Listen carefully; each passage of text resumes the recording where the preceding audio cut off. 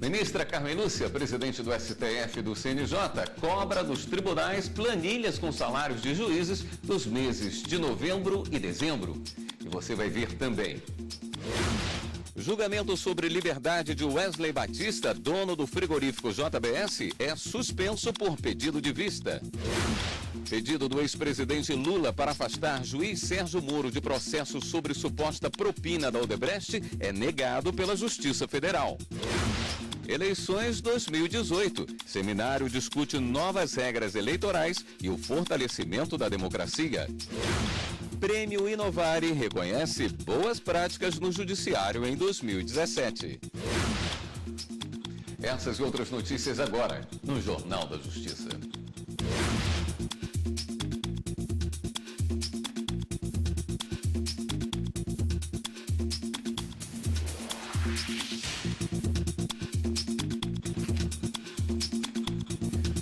Boa noite. Segunda turma do STF suspende o julgamento sobre pedido de liberdade de Wesley Batista. Wesley é acusado de usar informações privilegiadas para obter lucro no mercado financeiro. O julgamento foi suspenso por um pedido de vista do ministro Gilmar Mendes. Wesley Batista foi preso em setembro deste ano por determinação da Justiça Federal em São Paulo. Ele é acusado pelo crime de insider trading, quando a pessoa usa informações privilegiadas para lucrar no mercado financeiro. A defesa entrou com reclamação no Supremo, alegando que a Justiça Paulista invadiu a competência do STF ao determinar a prisão e pediu a soltura de Wesley Batista. Wesley é um trabalhador e um empresário que está preso cautelarmente, única e exclusivamente, em razão de seu nome. Não pode um juiz de primeiro grau se arvorar a condição de ministro e suspender o acordo de colaboração, como fez esse juiz de primeiro grau, e decretar uma medida cautelar. O Ministério Público alega que Wesley Batista lucrou com a compra e venda de ações da JIF, enquanto negociava o acordo de delação premiada. Não é o fato de haver o acordo que faz com que todo o evento relacionado, conectado com esse acordo, atrai a competência do Supremo. Isso somente acontece com relação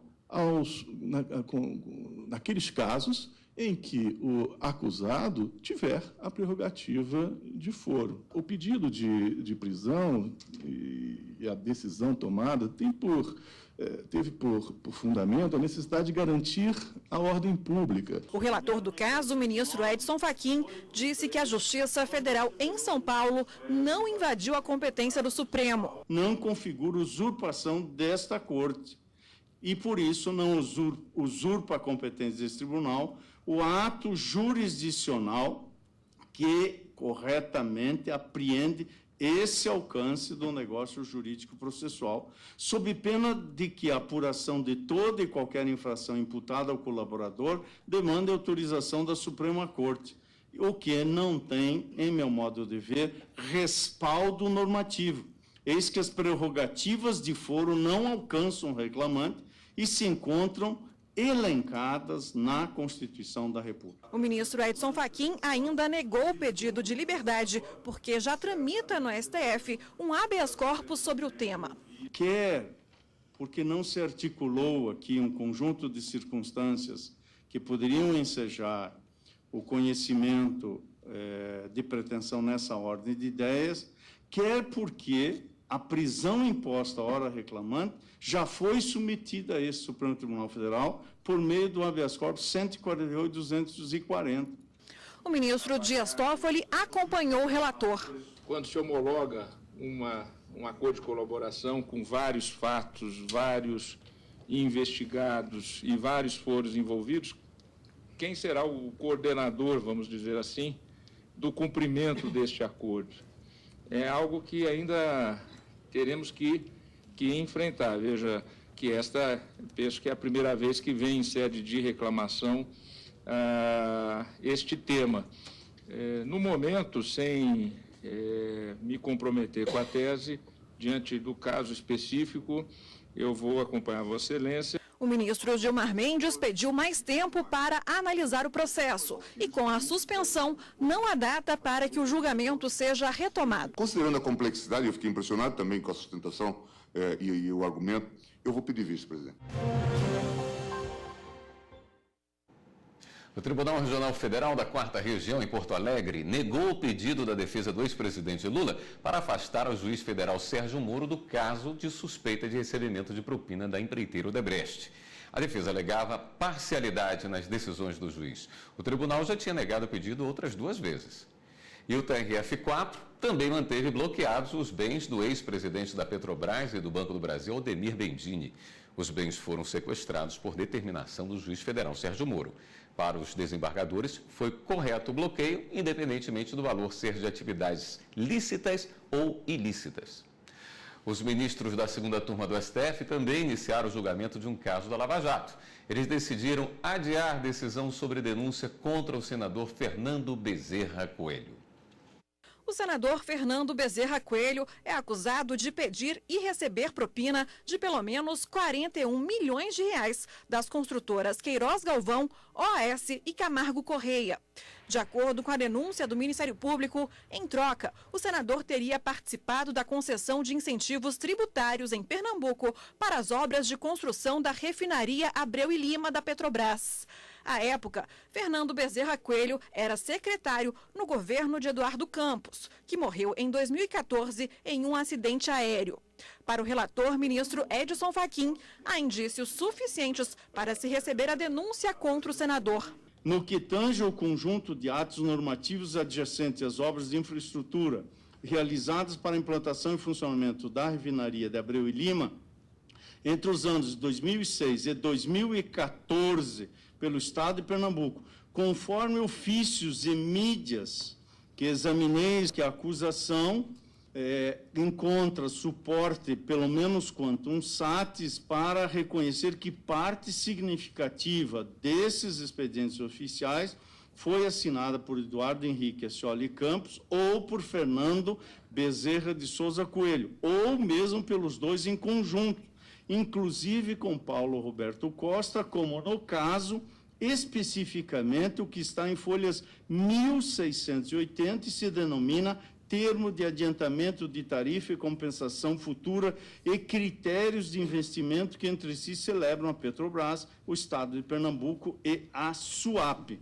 O ministro Celso de Mello acompanhou o relator para que seja aberta uma ação penal contra o senador Fernando Bezerra Coelho. Existentes nesta fase processual, insisto, elementos indiciários mínimos impregnados de relevo jurídico penal que autorizam, ainda que para efeito de instauração do concernente procedimento judicial, a formulação por esta Corte de um juízo positivo de admissibilidade da acusação penal, inclusive contra o denunciado que ostenta prerrogativa de foro perante o Supremo Tribunal Federal. O ministro Gilmar Mendes divergiu, rejeitando a denúncia contra o senador. O fato do denunciado ter frequentado a sede da Petrobras é perfeitamente compatível com a sua condição de secretário de administração de um Estado que conta com um grande empreendimento da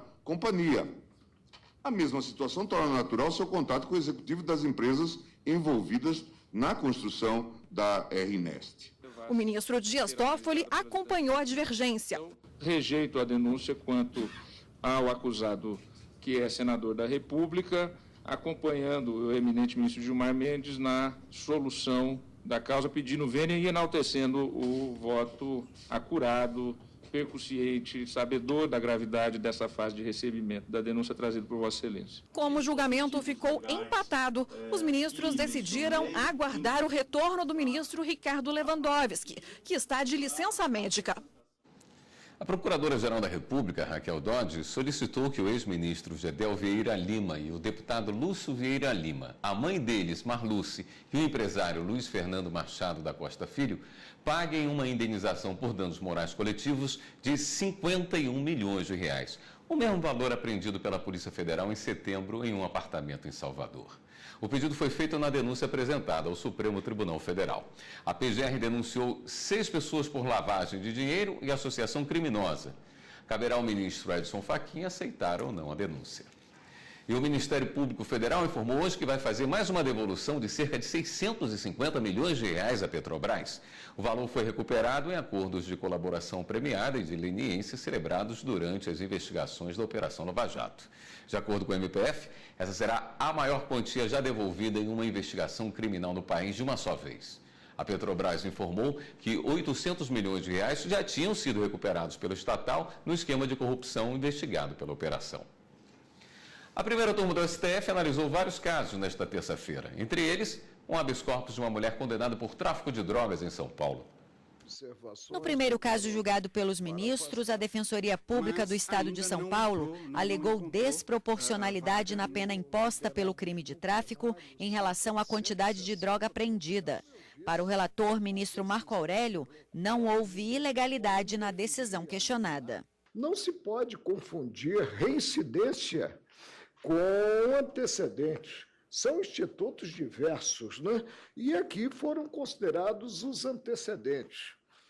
Articula-se com a reabilitação, mas reabilitação não houve, conforme prevista no artigo 94 do Código Penal.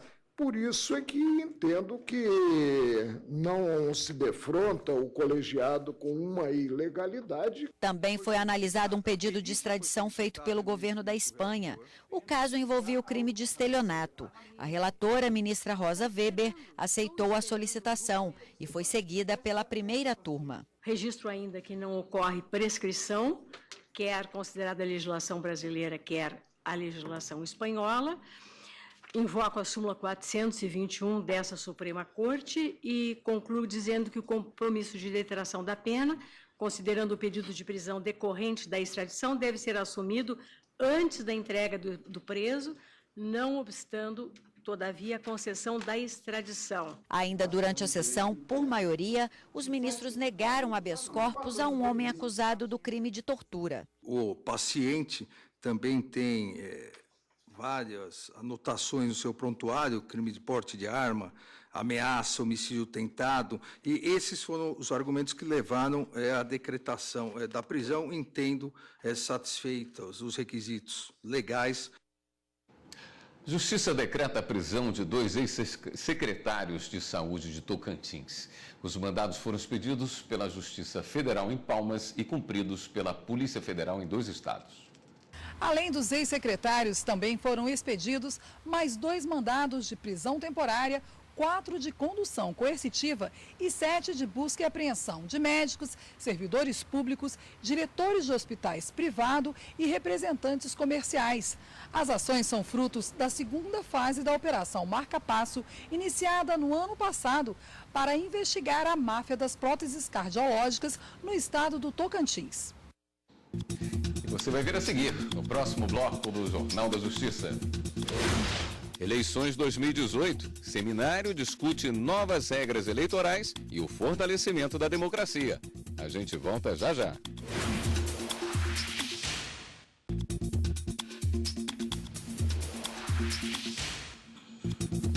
Transparência no Judiciário. Durante reunião com os presidentes dos tribunais de justiça, a ministra Carmen Lúcia deu prazo de 48 horas para que sejam enviadas informações sobre os pagamentos de juízes dos meses de novembro e dezembro. A ministra defendeu que essa divulgação reforça a transparência do judiciário e que os dados devem mostrar à sociedade que nem todos os valores que ultrapassam o teto configuram ilegalidade. Ela lembrou que alguns extratetos são permitidos, como é o caso de pagamentos de diárias ou de verbas em atraso. Os valores dos pagamentos feitos neste ano por alguns tribunais já estão disponíveis no site do Conselho Nacional de Justiça. Para garantir maior transparência do Poder Judiciário, a presidente do CNJ e do STF, ministra Carmen Lúcia, determinou que as cortes encaminhassem cópias das folhas de pagamento dos juízes do período de janeiro a agosto deste ano, especificando os valores relativos a subsídios e outras possíveis verbas especiais. Os documentos padronizados estão sendo divulgados na medida em que são recebidos e consolidados pelo CNJ. Já estão disponíveis as informações de 16 dos 90 tribunais do país. Os primeiros a enviarem os dados foram os Tribunais de Justiça de Minas Gerais e do Espírito Santo e o Tribunal Regional Eleitoral do Estado de São Paulo. As informações estão no site cnj.jus.br. As federações que representam os trabalhadores ferroviários e a Valec fecharam acordo hoje no Tribunal Superior do Trabalho. Mais detalhes ao vivo com a repórter Luana Carvalho. Boa noite, Luana. Boa noite, William. Boa noite a todos. O acordo homologado hoje aqui no TST com duas federações de ferroviários mantém todas as cláusulas sociais previstas no acordo coletivo de trabalho da categoria anterior. Assim, ficaram mantidos benefícios como adicional de risco de vida, auxílio alimentação e transporte, assistência à saúde e auxílio materno infantil. A proposta de acordo foi feita pela vice-presidência do TST. O TST se sente com certeza realizado, homenageado em fechar um acordo e homologá-lo como na data de hoje. Todas as cláusulas sociais previstas nesse acordo foram aceitas, faltando apenas a cláusula econômica que irá para a SDC decidir. Assim como afirmou o vice-presidente do TST, a cláusula econômica que trata de reajuste salarial será julgada pela seção de dissídios coletivos do Tribunal Superior do Trabalho. Volto com você, William. Obrigado, Luana. 6 vítimas do vazamento de Césio 137, maior acidente radioativo em área urbana do mundo, ocorrido no dia 17 de setembro de 1987 em Goiânia, vão receber indenização vitalícia. A portaria foi publicada no Diário Oficial da União. Os registros oficiais indicam 4 mortes, mas a Associação de Vítimas diz que foram 60 mortes e mais de 1.600 pessoas afetadas diretamente em decorrência da exposição à substância radioativa. Justiça Eleitoral discute em seminário temas sobre o Poder Judiciário, as eleições e os desafios do fortalecimento da democracia. Os magistrados da Justiça Eleitoral se preparam para as eleições de 2018. O seminário realizado no Tribunal Superior Eleitoral é mais uma iniciativa para capacitar os juízes. O presidente do TSE participou da abertura do evento e aproveitou a oportunidade para falar sobre política e direito. O modelo de financiamento de campanha usado no Brasil também foi discutido. Dos 730 mil doadores, pelo menos 300 mil apresentam problemas. Então nós temos que levar isso em conta. Os recursos do fundo certamente minimizarão alguns desses problemas, mas talvez não sejam suficientes no atual sistema eleitoral. O segundo painel abordou o papel da mídia, democracia e direito. Assuntos da atualidade poderão fazer a diferença nas eleições do próximo ano. Hoje nós sabemos que a questão das mídias sociais, além de termos a dificuldade de controlar, não sabemos de onde vem, coloca a discussão também até dos limites do Estado Nacional. Temos dúvida de como o direito pode regular essa esfera da vida virtual, que virou uma esfera da vida real. Então, eu diria que é um dos temas mais palpitantes que nós temos hoje no ambiente eleitoral. Ministros, magistrados, advogados, jornalistas e professores se revezaram na mesa para tratar de assuntos como abuso de poder no processo eleitoral e educação política. Amanhã teremos uma reunião de trabalho com os juízes. Eu diria que é uma reunião preparatória para as eleições de 2018. Teremos vários setores do tribunal passando algumas orientações sobre aspectos que já estão, de certa forma, estabelecidos para o novo regulamento. E na próxima quinta-feira, o TSE cediu o primeiro seminário Internet e Eleições, realizado em parceria com o Ministério da Ciência, Tecnologia, Inovações e Comunicações e o Comitê Gestor da Internet. O evento vai discutir as novas regras eleitorais e a influência da internet nas eleições de 2018. O seminário será o primeiro de uma série que faz parte do Fórum Internet e Eleições, promovido pelo TSE, a Escola Judicial Eleitoral e a Faculdade Mackenzie. Hoje é Dia Internacional do Voluntariado. A data, comemorada há mais de 2 décadas, tem como objetivo incentivar e valorizar o serviço voluntário em todo o mundo. A repórter Ana Paula Ergang tem as informações. Ana Paula, boa noite. Boa noite, William. Boa noite a todos. Isso mesmo. E para falar mais um pouco sobre o trabalho voluntário, eu converso agora com o advogado trabalhista Dr. Gáudio Ribeiro. Dr. Gáudio, o trabalho voluntário é uma exceção, né? Boa noite. Boa noite. É isso mesmo. O trabalho voluntário deve ser visto como uma situação excepcional, uma vez que o trabalhador necessariamente tem que receber uma remuneração pelos serviços que presta. Ele não pode abrir mão disso, como regra. Quais empresas podem ser beneficiadas pelo trabalho voluntário? De acordo com a lei que trata dessa matéria, que é a Lei 9.608, apenas os entes públicos de qualquer natureza e as empresas privadas sem fins lucrativos que se podem beneficiar dos serviços prestados por trabalhadores voluntários. E para começar a trabalhar é necessário assinar um termo. Exatamente. A formalização desse trabalho se dá por meio de um termo e não propriamente de um contrato. Esse termo deve ser assinado pelas partes interessadas, pelo trabalhador voluntário e pelo representante legal da empresa, ou enfim, da entidade que se beneficia desses serviços. E o trabalho voluntário ele não gera nenhum tipo de vínculo trabalhista, né, doutor? Exatamente. Se todas as regras forem respeitadas, não há absolutamente qualquer vínculo de emprego. Naturalmente, em caso de fraude, de desvirtuamento, o trabalhador lesado pode buscar os seus direitos na justiça do trabalho.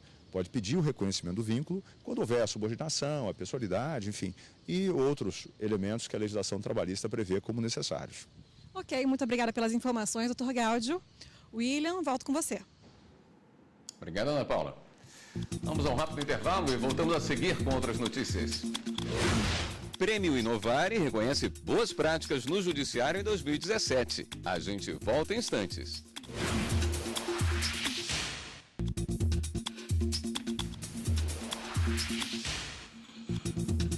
As boas práticas do Judiciário em destaque. Os vencedores do Prêmio Inovare 2017 participaram da cerimônia de entrega dos troféus no Supremo Tribunal Federal.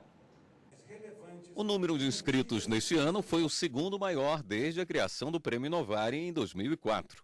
Implantado para incentivar e divulgar a prática de medidas voltadas ao aprimoramento e modernização do Judiciário, o Inovare tem o apoio do Grupo Globo. Ao longo de 13 anos, foram mais de 5.000 projetos inscritos. As melhores práticas disputaram a premiação nas categorias Tribunal, Juiz, Ministério Público, Defensoria Pública, Advocacia e Justiça e Cidadania, que teve a maior participação. Um grupo de consultores visitou todas as práticas finalistas e uma comissão composta por ministros do STF e do STJ, desembargadores, juízes, membros do Ministério Público, defensores públicos e advogados, selecionou os vencedores.